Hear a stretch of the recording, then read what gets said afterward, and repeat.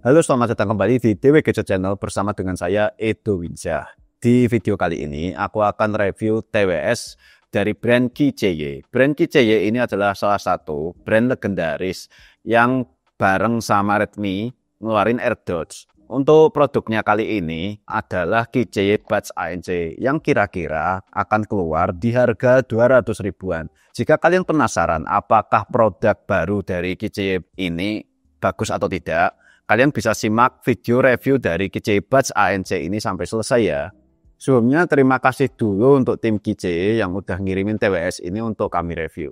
KCY Buds ANC ini punya desain yang bagus dengan bahan leather di case-nya yang bikin kualitas bahan dari casing TWS KCY Buds ANC ini bagus dan premium. Di kelas harganya 200 ribuan. Ini mungkin salah satu yang paling bagus untuk bahan case-nya. Selain itu untuk bahan housing dari TWS-nya itu sendiri juga pakai plastik yang lumayan solid dan nggak terkesan murahan. TWS ini untuk kodeknya itu hanya AAC aja, jadi TWS ini belum mendukung aptX. Yang terpenting dari kodeknya ini bukan dari sisi kodeknya ya, kalau menurutku masih dari tuning suaranya, karena kodek itu nggak begitu pengaruh ke tuning suaranya, lebih ke gimana tuning suaranya ini dibuat dari brandnya. Lanjut aja gimana fittingnya. Untuk fittingnya menurutku ini lumayan enak dan bisa langsung pas di kupingku. Sementara untuk ketahanan baterainya, TWS KCY Buds ANC ini pas aku pakai dengerin musik itu bisa nyampe 5 jam lebih kira-kira ya.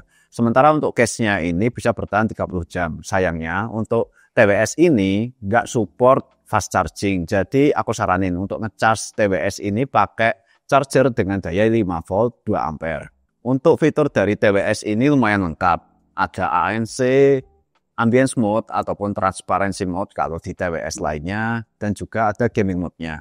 Ini aku tunjukin dulu ya. KCY Buds ANC ini punya beberapa preset equalizer yang menarik, yaitu Default, Pop, Heavy Bass, Rock, Soft, Classic, dan juga bisa di customize EQ-nya seperti kayak gini.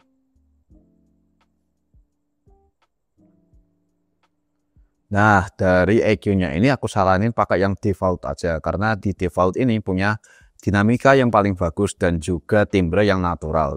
Tuningnya juga paling balance dibandingin preset EQ lainnya. Dan untuk noise cancelling mode-nya, kalau kita mencetnya terlalu cepat akan muncul pop-up yang tadi muncul, yaitu switch to fast. Jadi pas perpindahan switch-nya ini kita tekan dalam jangka waktu beberapa detik. Jangan langsung tekan sekaligus. Nah, di mode noise cancelling-nya ini muncul beberapa opsi mode ANC. Mode ANC-nya ini ada 5, yaitu Adaptive, Noisy, Commuting, Indoor, dan Anti-Wind Noise. Untuk modenya ini, mode ANC-nya ini bisa diatur sesuai dengan kebutuhan. Noisy ini yang paling kedap, yang paling minim bising. Commuting ini yang agak masuk bisingnya, dan indoor ini bisingnya lebih masuk lagi dibandingin commuting. Sementara untuk anti wind noise ini berasa nggak begitu kedap, bising noise-nya itu masuk ke TWS-nya. Dan ini aku nemu bug di mode adaptifnya, dan di mode lainnya ini untuk environment adaptifnya walaupun udah aku aktifin, sayangnya ini slidernya itu nggak bisa diatur, nggak bisa diubah-ubah dan tetap dalam mode weak. Mungkin ini bisa diimprove ke depannya oleh tim KCY ya untuk app-nya ini. Dan ada sound channel balance. Jika telinga kalian kurang balance antara kiri dan kanannya, bisa diatur seberapa persen nanti. Contohnya jika telinga kalian lebih dominan di kiri, kalian bisa atur slidernya ke kiri. Atau jika telinga kalian dominan di kanan, kalian bisa atur di sebelah kanan.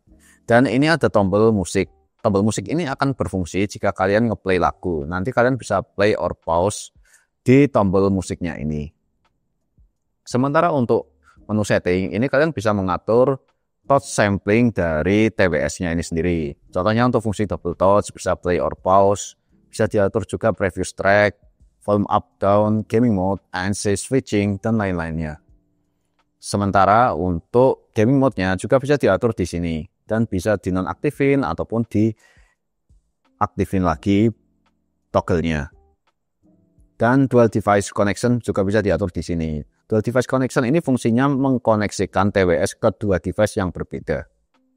Oke, dari aku untuk yang pembahasan tentang fiturnya udah segini aja dan akan aku lanjutin untuk pembahasan suaranya. Tes 1 2 3, ini adalah suara mic dari KCY Buds ANC. Ini suara mic-nya ini di sebelah kanan ada ambience lalu lintas dari motor yang rame, jadi ini kedengeran apa enggak, masih kedengeran jelas apa enggak untuk suara mic-nya. Tes 1 2 3, halo halo halo, 1 2 3, halo halo halo. Dari segi tonal KCY Buds ANC ini mengarah ke mild V-shape warm agak dark, yang artinya bassnya lebih dominan dibandingin frekuensi lainnya. Bassnya punya kebukaan yang bagus. Untungnya bassnya ini walaupun kuantitasnya lumayan gede, kontrolnya ini lumayan bagus, speednya juga lumayan cepat. Walaupun masih sedikit lebar ke instrumen lainnya. Sementara mid-nya yang posisinya ada di belakang bassnya ini punya presentasi yang imbang untuk vokal cowok dan juga ceweknya. Dan treble-nya ini karakternya smooth, minim peak dan juga minim sibilance. Karena karakternya yang dark ini bikin presentasi treble-nya, terutama pukulan simbal itu nggak begitu berasa presentasinya. Dan ini nggak bisa diatasi dengan EQ-nya, karena EQ-nya itu nggak bisa bikin treble-nya itu lebih keluar.